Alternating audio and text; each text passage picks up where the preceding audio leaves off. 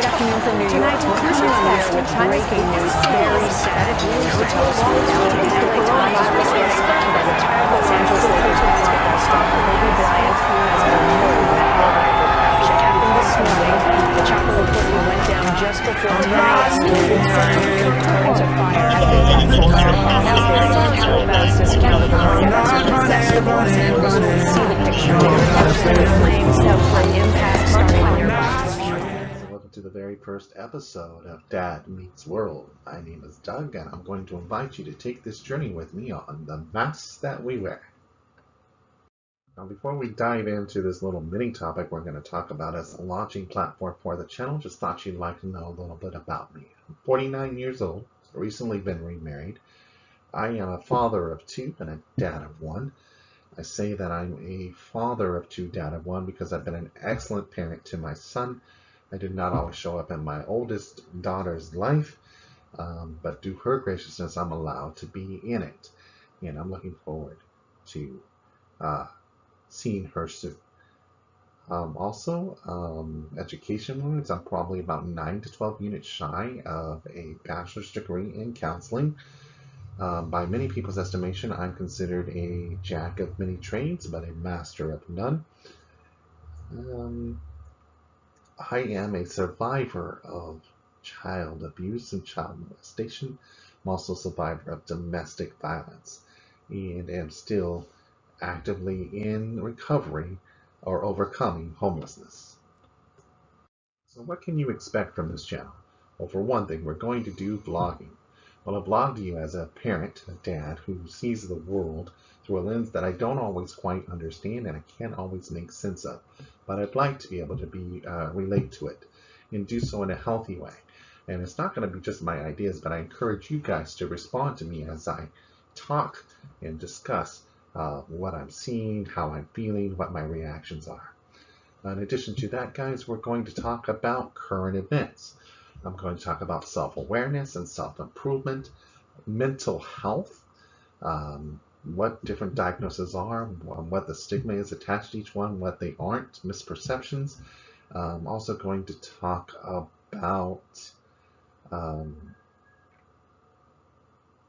going to do docu-series, guys. I'm going to do a docu-series on things like urban legends, or the depraved mind, so serial killers, terrorists, cult leaders, things of that nature. And then I'm also going to do reaction videos to topics that get brushed under the rug, the elephant in the room, the things that nobody wants to talk about, but is irrelevant and it exists in the world today. And again, it won't always be just my ideas, guys. I'm going to be asking you guys actively in the comments to let me know what you think about the information that's being presented. So next, guys, I'd like to talk to you about the title of the video, the subject at hand, the masks that we wear. I'm not talking about the masks we've been wearing since the pandemic started, COVID-19, which, by the way, has really impacted me, my mental health. A lot of the things that I used as coping mechanisms, such as going to the movies, going out to eat, being able to go to the park, those were really impacted by COVID-19 and being kind of a downward spiral for me. But instead, today, what I'd like to talk to you about is the mask that we wear. First and foremost, like what we portray ourselves to others as being. In the workplace, we might like to portray ourselves as being people who have it all together. Our boss can count on us. We're a team leader. We're a team player. We've got the world on a string. We've got whatever it is they want to throw at us, we can handle. However, the reality of that might be we don't have our world on the string at all, especially not the world at work, and maybe not even outside of work. And we might not feel comfortable leading the team, even if we are a team player. Ultimately, we have to be okay with telling people that we're not okay. Now, on a personal level, in our personal relationships with our families, we want to be, that good daughter, that good aunt, that good sister, that good mom, the one that can always show up and always be there for their family through rain, through sunshine and rain, good weather, bad weather. We are not that fair weather family member. But in reality, one more thing sometimes on our plate might not be good for us. We might not be in a position to where we can show up, and that can be detrimental to your health if you try to take up too much. Sometimes what we do is instead of enabling people, not enabling, but instead of empowering people to move past things, we wind up taking on their stuff too, and then we, because of our own inability to deal with our own stuff and an attachment, we sink lower than what we might have been. So you have to be okay with telling people that you're not okay. Then there is that mask that we see ourselves through. By that I mean this the lens that we see ourselves through. When we're looking in the mirror through life experience and we are looking at our successes and our failures and the acceptance or rejection of people of us, what we tell ourselves about our self-worth and who we are. And sometimes because of stinking thinking, that might not even be an accurate picture. We might not even actually be telling ourselves who we truly are. Um, there's a great amount of light or even darkness in us all, guys. It exists in everybody. Now, I propose to you that the what you feed the most has the impact on how you treat others, how you respond to the world, and even maybe that mask that people see. The good tape, the bad tape. Are you listening to the positive things that people say about you? Are you fed enough positive things? Are you only hearing negative? Are you only receiving the negative? And when you get used to a certain something, you automatically tend to gravitate or create the atmosphere. It's not like a nature versus nurture thing. So I want you to think on that for just a moment. Now, like I said, guys, we have lightness and darkness in us all. And we present masks to others about who we are. Take from point Robin Williams, for example. This is he was a phenomenal stand-up comedian. He was a phenomenal actor. He made millions of people laugh. Everybody thought that Robin Williams was campy, manic, and always on fire. Who would have thought that Robin Williams was actually suffering from a deep, deep depression for most of his life? He dealt with problems with addiction.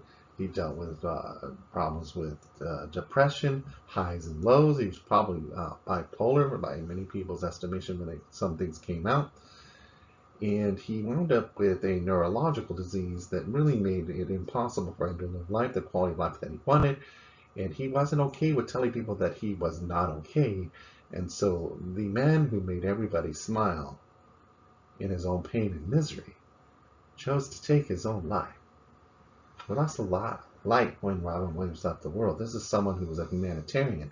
He would insist on homeless people being involved in the movie productions he was on so that they would have an income. It's actually like one of the writers on his writers. That's a list of things that actors like to have in order for them to work on a movie. He would require that there be homeless people employed. Very, very sad loss. Again, it's got to be okay for us to tell people we're not okay. We have to be able to take off the mask and just be real with people. And sometimes the masks that we end up wearing fool people. They used to deceive us. Consider this gentleman right here. Look at that smile. It's kind of unassuming. Looks receding hairline, modest clothing. Looks like he wouldn't hurt a fly, right? In this other picture, same gentleman. Look how he's standing there, very supportive, very proud of his child graduating. Well, that individual who doesn't look like they would harm a fly is the BTK killer, Dennis Rader. Now, it's assumed that he killed his first person at age 29. They didn't actually pin all the crimes on him until he had been doing it for over 31 years. He killed 10 people in that time span. Now, you can clearly tell that he knows right from wrong, but he wound up having this distorted belief about who he was and about who others were, and he objectified primarily women. And my question is, what happens to somebody? Where's the psychotic break?